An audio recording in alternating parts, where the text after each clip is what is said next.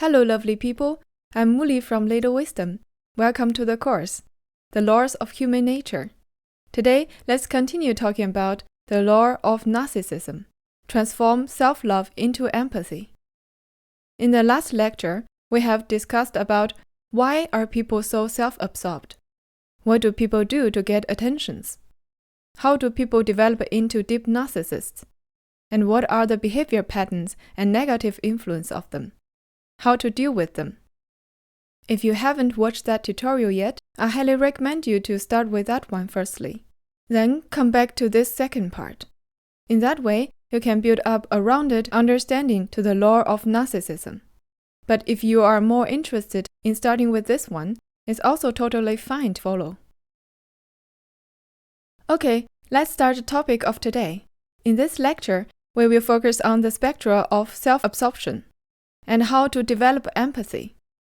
This is also our ultimate goal, transform self-love into empathy.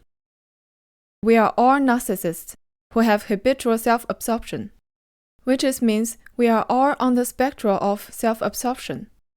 As you can see, the two sides of the spectra are empathy and narcissism, which is also called self-love. Then let's make a half mark here, in the middle. People who are below the mark are called deep narcissists. Now you know why we call deep narcissists, right? Because they are located deeper on the self-absorption spectrum, deeper to the narcissism side. As we mentioned in the previous lecture, deep narcissists are completely self-absorbed. Therefore, it's very difficult for them to raise themselves back up. People who are just above the halfway mark are called functional narcissists. Most of us are here. Functional narcissists are somehow self-absorbed, but have coherent sense of self and some inner resilience to rely on. They may have deep narcissistic moments in life, but they can elevate themselves. They do not continually feel insecure and wounded, and not always need to fetch attention from others. They can turn their attention outward into work and people. Healthy narcissists are located near the empathy side. They have strong and more resilient sense of self. Therefore, they do not need much validation from others and can recover quickly from any wounds and insults. They do not take things personally and can realize their limits and flaws and even laugh about them. For example, your student may tell you that she thinks your lecture is generally good, but due to your stress, your voice is a bit monotonous. Because you have a strong inner self, you do not take the comments personally as attack. You can acknowledge your limits and use your humor to face them. Healthy narcissists can direct their focus and love into work, because their outward concentration on work is so intense. They tend to achieve success, and that gives them necessary attention and validation. They can direct their focus and love towards people, because they develop empathic power and are completely absorbed in others. They are superior social observers who understand people from inside out, sensing their moods and reading their emotions.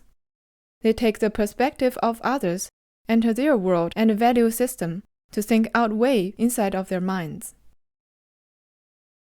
Comparing the three types of narcissists, it's not difficult to say that the healthy narcissists are the most charming and coolest one, isn't it?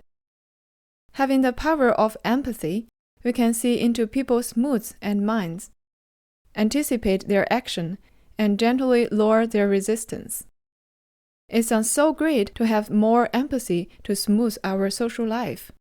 Sure, empathy is very necessary these days, but it's also quite difficult to develop it.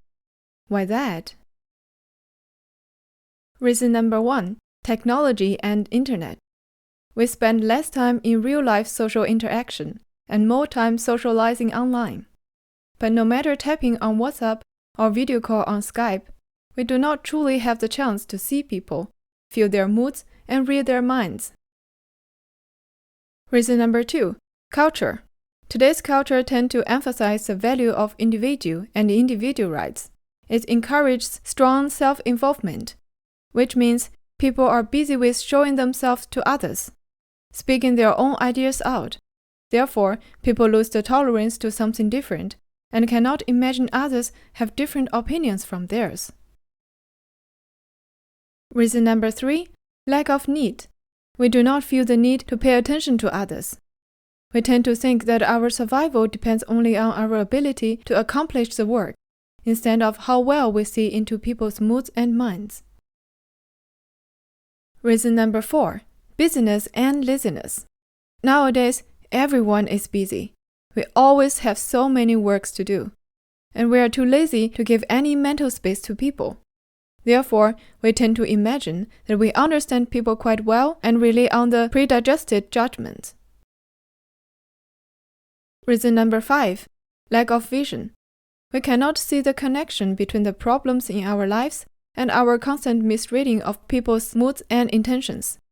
Therefore, we endlessly miss so many opportunities without conscience. Due to the above reasons, we are prone to involving ourselves less and less with other people. It has significantly negative effect on our brain. Our social muscles atrophy. In order to save our poor social muscles, we must go in the opposite direction.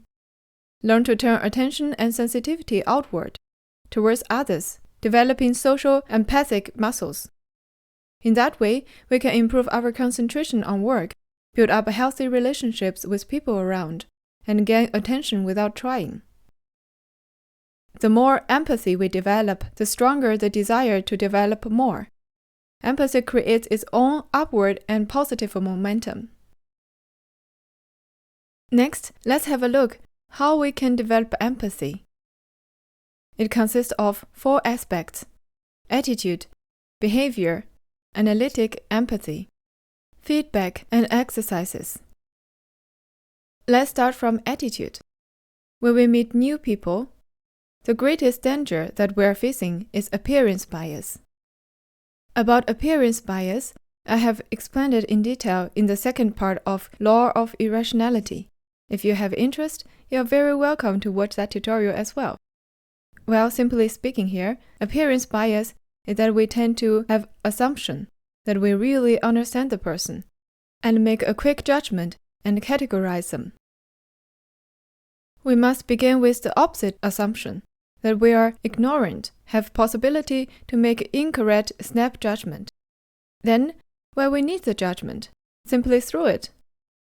Do not assume that you and the person are similar. He or she should share your view.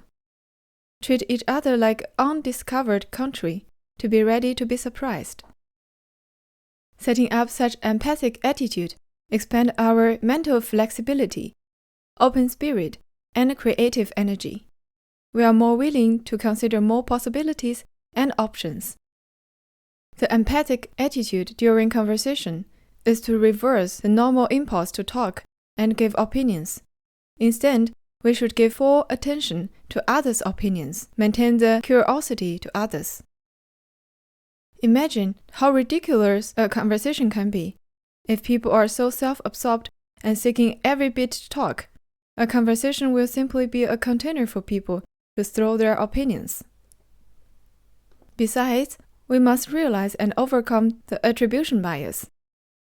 Attribution bias means when we make a mistake, we attribute it to circumstances, but when others, we tend to see it as a character flaw or imperfection in personality. To work against it, we must consider firstly the circumstances that might have made a person do what they did. A fully empathic attitude also includes complete acceptance of our own character, including flaws. To avoid a superiority bias, we must acknowledge that we are not perfect. We have the same nature as others. The strong inner strength and resilience is built on such attitude. Next, let's talk about empathic behavior. Mentally, we must pay deep attention to the moods of people. Body language, tone of voice, gesture, and posture provide enormous amount of information. We must try to detect the overall feeling.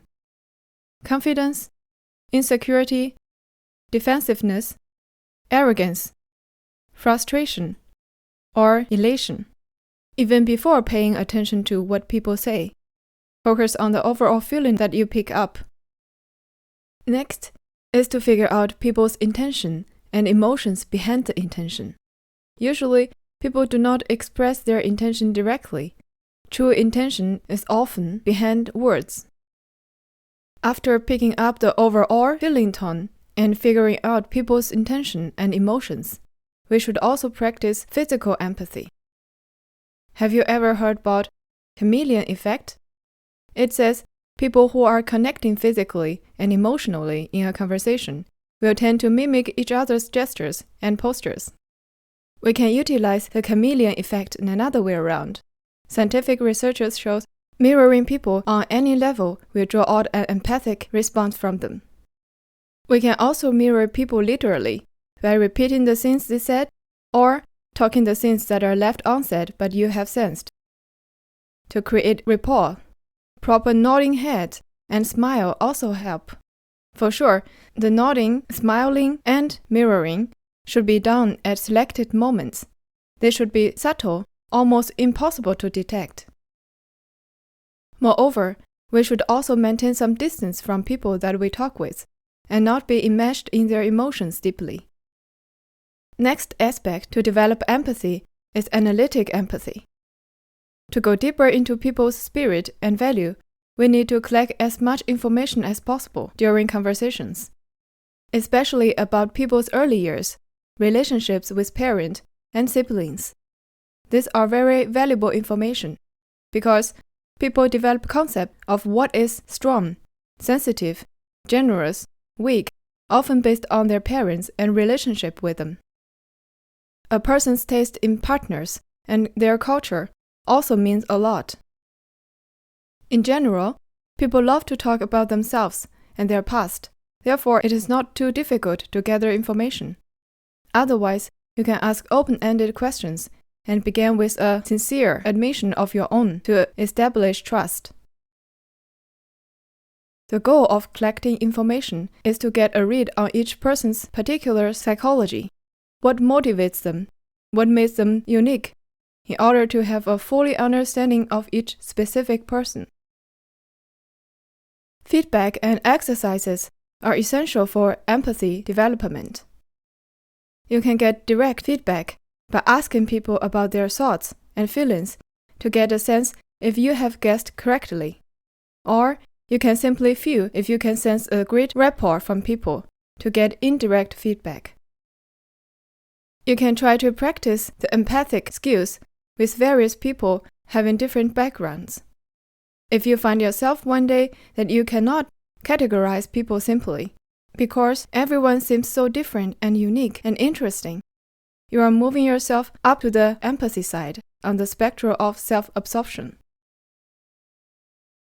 That's all for this lecture. Congratulations! You have mastered the Law of Narcissisim. Now, you can answer the questions and explain the spectrum of self-absorption. You are well packed with practical tools for transforming self-love into empathy. I hope you enjoy it and pick up something useful for your life. In the next lecture, we will start with the law of role-playing. See through people's masks. Keep learning, keep improving. If you have any questions or you would like to give us some feedback about our courses, you are very welcome to leave comments below. Your opinions are very important for us.